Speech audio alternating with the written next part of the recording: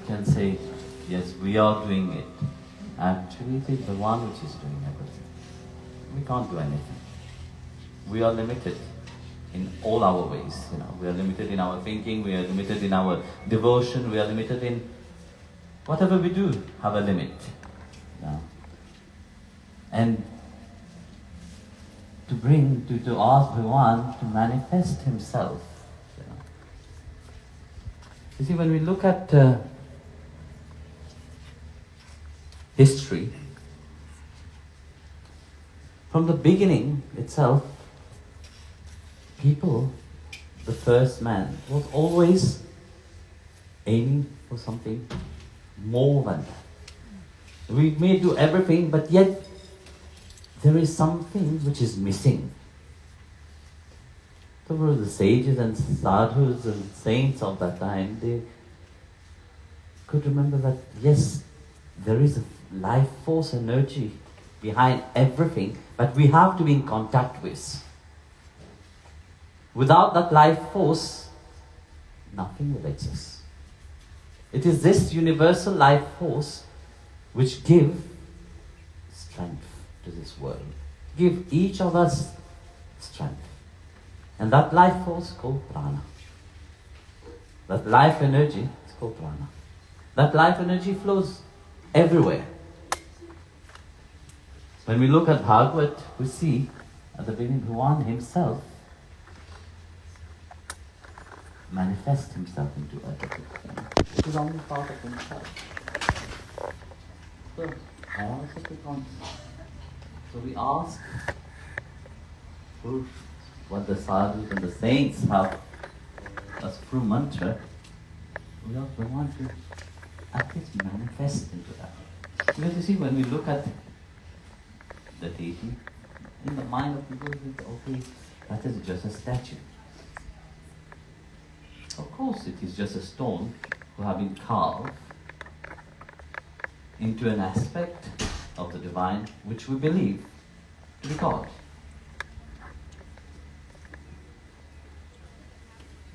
So how can a stone become alive? This is very often, we can encounter this, how you're worshipping a stone, you're worshipping a piece of metal. Actually, we are not worshipping the stone. We are not worshipping the metal, but we are worshipping that life force which governs over creation itself. As you know very well, stone is a moving, even if we don't perceive it, but it is growing, but it is constant movement happening. There's so many atoms inside, which is alive. Do we perceive that? No. In ourself itself, we can't perceive. We say, yes, Atma is one. But the flow of energy inside of our body itself, the flow of how many indriyas, all the life energy which is in each atom, it holds such strength and power. And that is the power of creation itself. In each of our atom in our body, hold that energy of life. Because if it doesn't, you will not be here. Even when you're dead, life carries on. In previous life, still you're here present. In a different aspect, different ways. You have a different body, you have gone through decomposition and become manure for the plant. But you go back again into nature. This is a physical body. That what we took from nature, go back into nature. We are not, this physical body is not there permanent. But there is something which is permanent. This is Atma. So when we are talking about prana, we are talking about that universal life force. We're talking about Bhagavan himself. We are talking about that essence of Srimad Narayana. This is Narayan. It is because of him that we are alive. So we are glorifying Bhagavan asking, please, we need something to focus. We need something to concentrate on. We need a place to gather. We need to resource ourselves, to remind ourselves continuously. Because very often we forget, in this busy world, as you people are so busy people, time to time we need to press the pause button, to remind ourselves that yes, there is life inside of us. What are we achieving by constantly running left and right? Where are we living? What is happening to our life? We live to die. What have we achieved? Compared to animals go through a certain stages, steps by step. When they reach a certain maturity in the learning, they stop learning. Finish.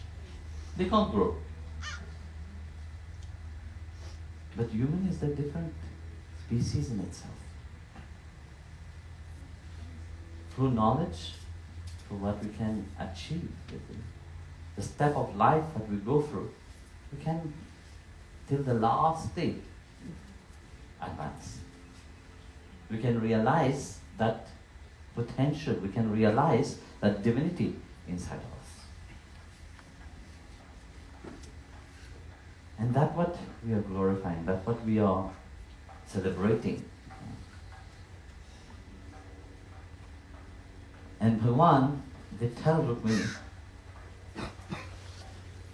which is Lord Krishna and his consort, Rukmini. The Bhakta Vatsala.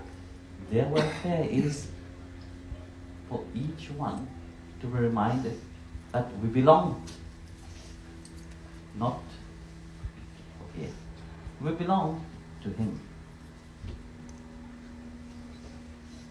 And we are into this journey back to the Supreme. And how merciful he is that he reminds us of himself.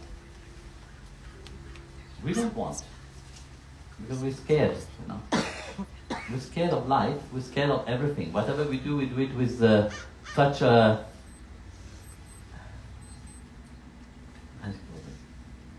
We don't trust, We don't allow this.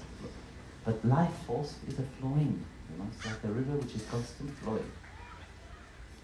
We can't stop it. So that's why prana stands for that life force, which is in constant flow. Life carries on. Even after you have left this plane, life carries on. Life will still carry on, even if you have left your body here, into the microorganism of your body, life will carry on. This is one thing which is permanent. Bhagavan said, Bhagavan is permanent, God is permanent, Jiv, Atma is permanent, and Maya is permanent. Maya doesn't mean only material reality, but you're trapped to. Maya means everything which is created. And everything, every microorganism which is existing, that is Maya. Everything which is tangible, that is Maya. And that carries on existing. It never finishes. You will take different aspect, different form, but it carries on. But remember that the Jiv is also permanent. So when we are talking about prana pratishtha, we are saying that life force is pratishtha means install itself, manifest yourself, concentrate yourself into the object of my concentration. So that I can focus, I can concentrate, I can aim for something higher. Not just mundane reality, but beyond that, because we are beyond that. There's something more. You see, life can't just be what we see outside. Life is more than that. When we see the step, when we do prana pratishtha, step by step, It's not just carve the deity and then bring it here and then put it. When we did the Pran Pratishtha for Lord Nrsingadev in Almira,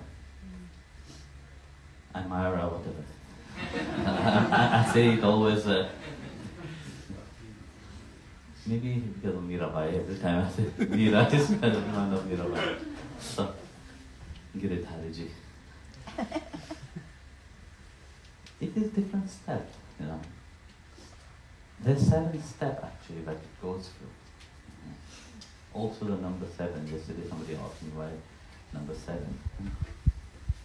It goes through different steps, you know. First the deity is purified, you know, with kusha grass, you know. Then after that it's placed in water, then it's placed in grain, then it's placed in, again washed with water, and in milk. When we did Pran Pratishtha in for Vitarukmini in Germany, Vishwananda Jari there, you know, he knows, you know, what to do. So it's step by step, you know. You don't just say, okay, yeah, we just take a stone and carve it and just, okay, worship. No. It is for purification. Actually, what is happening for your purification, we are purifying. For one, don't need purification. We are purifying ourselves. We are making ourselves worthy of it. And Pran Pratishtha is not done by everybody. Not everybody can just say, yes, I'm doing Pran Pratishtha. Somebody who have had this experience of that Atma inside, only then they can do Pran Pratishtha. Only then they can take what is inside of me also exists in the whole creation itself. You know?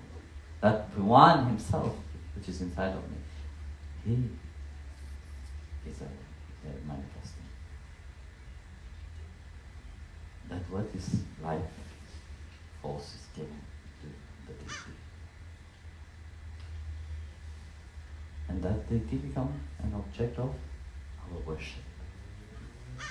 The object of our concentration.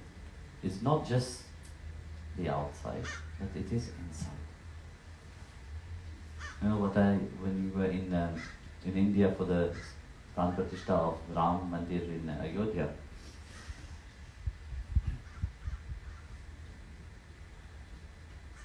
seeing the devotion of the people, the love of the people, that is the prana. That is the power of it. It is through the devotion of the devotee. But that stone gets soft. You know, people, I was saying in Almira, you know, we do opposite. You know, our heart is very soft. But what we do? We make it become like a stone, hardened. We become arrogant. We become so prideful, very selfish.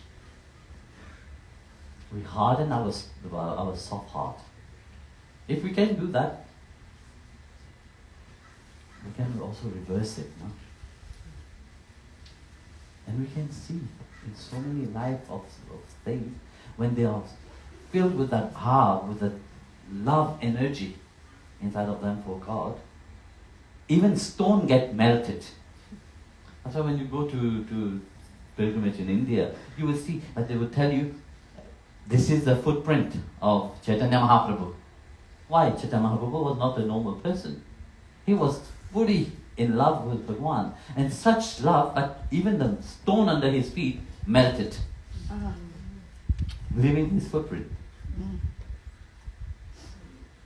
When we see, even in the Christian tradition, you see, St. Francis also, I went once to La Verna.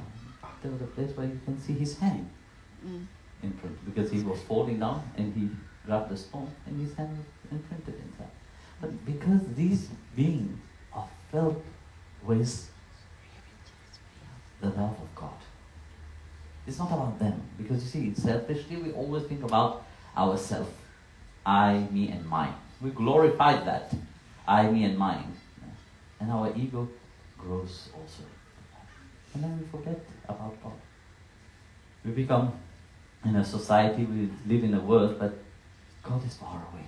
Even the understanding of God is far away.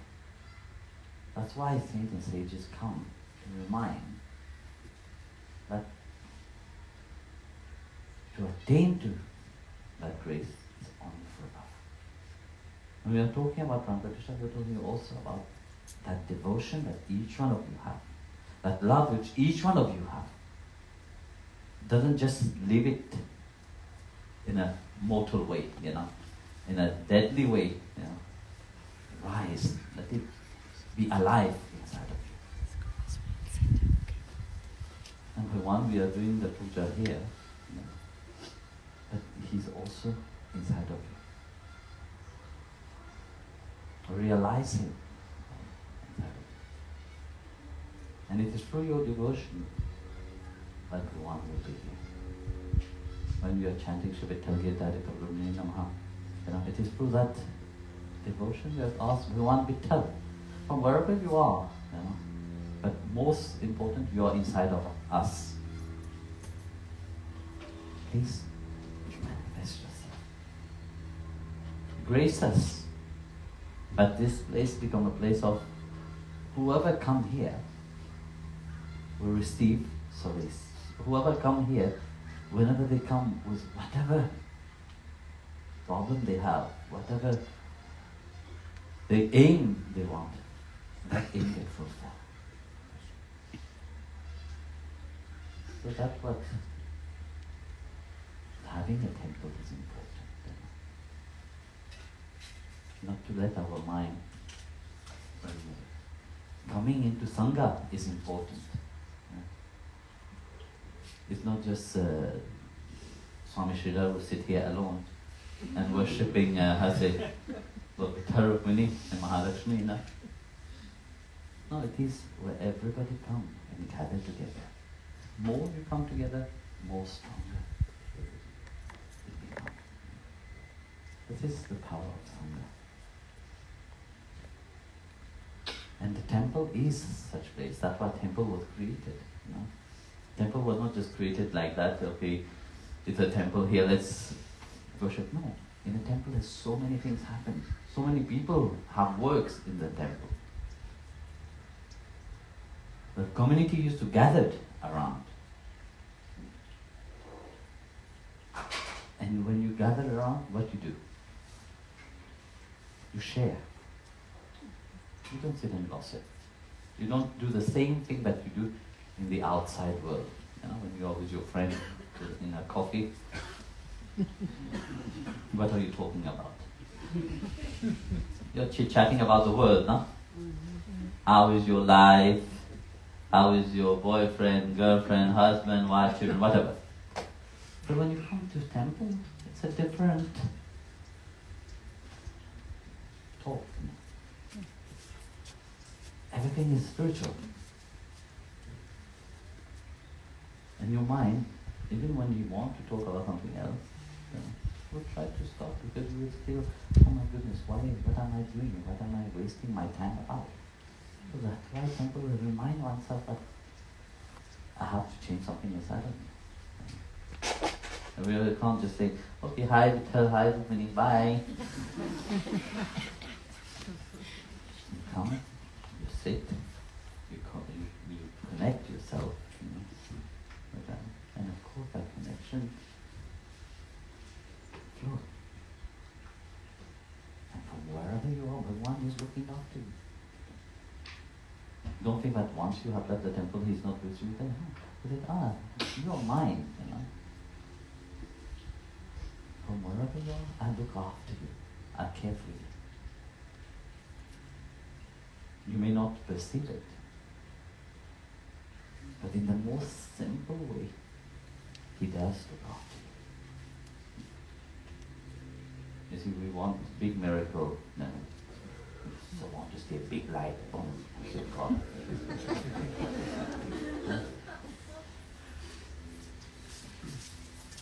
But are we? Do we have that quality to have that grace to see those great saints have seen? All these saints which you see up on the border there, they were the friends of him.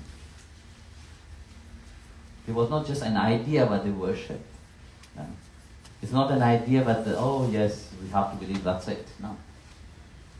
Each moment of their life, they were the same. In Pandharpur, there was a great saint. Actually, he was from a very low caste, because at that time there was a caste system. So he was a fisherman, and he was wondering, what shall I give to God? So what he did, he brought the fish that he had. Have only that. So he brought the fish to Pandharpur and put it in a basket and put it in the Bhavata. When the Pujari find out, they got so angry, took him out, gave him a good beating, and he was sitting and crying outside. And he was sitting and crying because he was simple-hearted, and really from his heart, Bhagavan manifests himself. Bhagavan, Vitthal and Rukmini appeared in front of him and said, give us your offering. So he took the offering. The moment the fish touched the feet of the hand of Bhagavan, each changed into earring. And Bhagavan put it on him and said, from now on, that will be.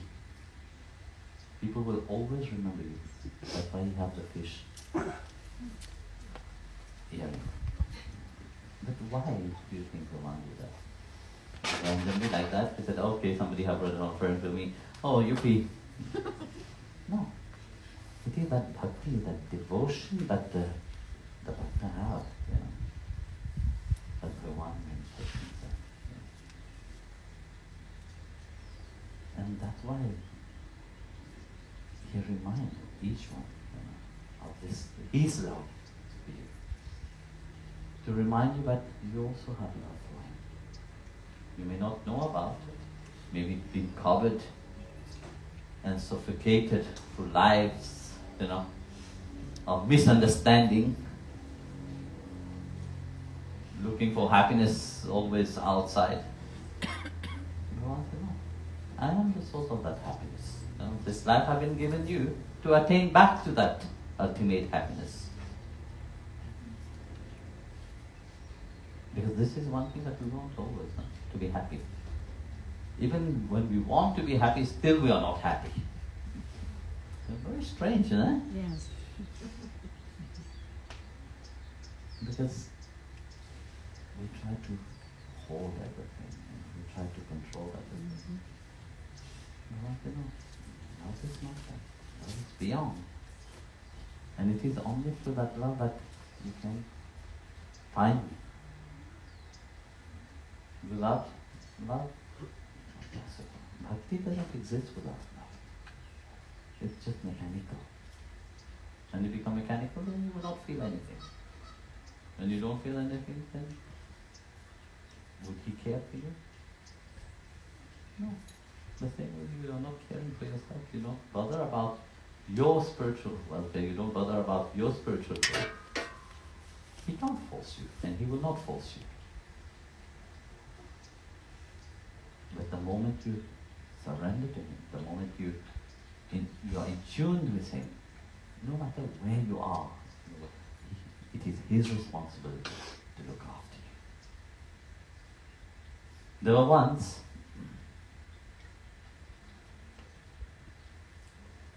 a fisherman. As he went by the river, he was observing something very strange. So he saw a turtle approaching a tree. He was observing the turtle because what would the turtle do? And he saw a scorpion coming down from the tree, go on the back of the turtle. Strange. And the turtle crossed over to the other side. So seeing that brings a certain curiosity inside him. You want to see what is the mystery behind that. Why would a scorpion go on the back of a turtle why did the turtle come there?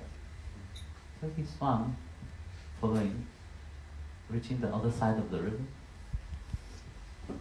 Till he saw, when he reached the other side of the river, the turtle approached, let go of the scorpion on the other side. The scorpion started crawling quickly up. And when he looked up, he saw a bhakta was meditating. The devotee was in deep meditation. In his mind, he thinking, my goodness, this scorpion is going to bite that devotee. So he's the person which is in deep meditation. So he took a stick. Said, I will wait. If he bites, before biting, he is ready to bite, I will kill the scorpion. So as he was observing the scorpion approaching, so he changed his angle. He saw the scorpion goes behind the person, like running quickly. And when he looked, he saw a snake. So which one now to hit? So the scorpion turned around the devotee and bit the snake. So through the poison of the scorpion, the snake fainted. So meanwhile, the bhakta can open his eyes. And he saw the man standing. The scorpion had gone already. And he was shocked to see such an event. Then he told the devotee, you see, he saw a snake next to him, and I said, look what had just happened. So when the devotee heard that, he started crying.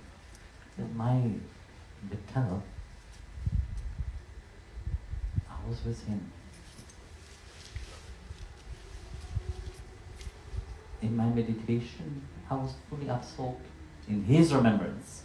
I was fully absorbed. My mind was with him, in my heart with him. How does he care, for each one? So like that, you see, we may not perceive, but Bhagavan cares for each one of us. In a very simple way, he is with each one. And Bhagavan is so merciful and allowed us to worship him, so that we can have a glimpse of that love itself. We can have a glimpse of what it meant to truly awake and be to that love of God. So, as you are, all of you, of course, you see, the worship, the ritual is one thing. But when we are doing this, inside of your heart, cultivate terribly. Chant also.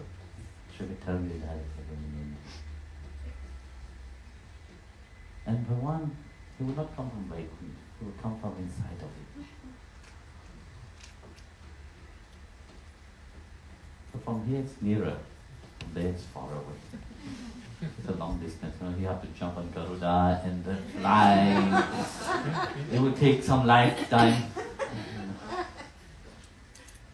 But from here, it's easy. So, shake your head.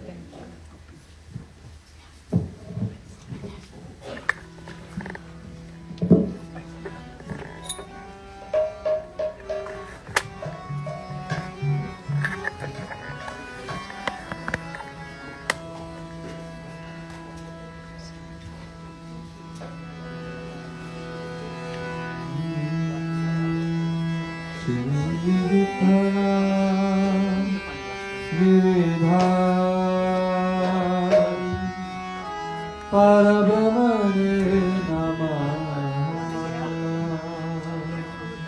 Shiva